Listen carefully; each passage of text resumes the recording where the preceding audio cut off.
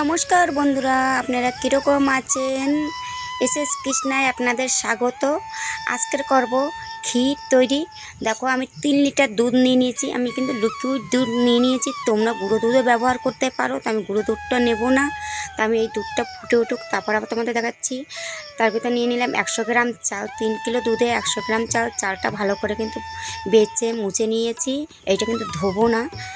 কাজু কিশমিশ 20 টাকার কাজু কিশমিশ নিয়েছি, এটা ভিজিয়ে রাখবো। দেখো, ভেঙে ভিজিয়ে দিয়েছি। আর আমার দুধটা কিন্তু হালকা ফুটে গেছে। স্টিলের হাঁড়িতে বসিয়েছি, কিন্তু স্টিলের হাঁড়িতে দেওয়া যাবে না, নিচে লেগে যায়। তা বারবার একটু নাড়া দিয়ে দিচ্ছিলাম। দেখো, আমি সিলভার হাঁড়িতে দিয়েছি, দুধটা ফুটে গেছে ভালো করে। এবার চালটা দিয়ে দিলাম।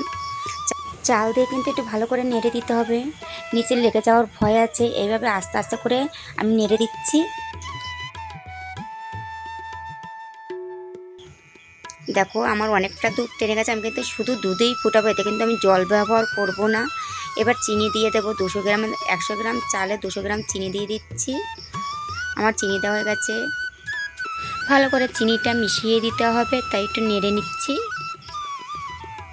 দিয়ে দেবো একটু স্বাদ মতন নুন। বেশি নুন দিলে কিন্তু ভালো লাগবে না, নুনটা লাগবে।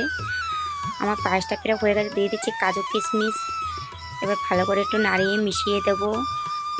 দেখো, পায়েসটা দেখতে কি সুন্দর হয়েছে। এটা কিন্তু তোমরা বাতাসাও ব্যবহার করতে পারো লাল হওয়ার জন্য, গুঁড়ো দুধও দিতে পারো, খেতে কিন্তু খুবই টেস্ট হবে। আমার ক্ষীর পুরো তৈরি, আমি নামিয়ে নিয়েছি।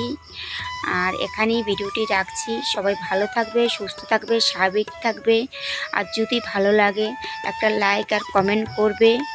তোমাদের সাথে আবার পরবর্তী ভিডিওতে দেখা হবে। নমস্কার।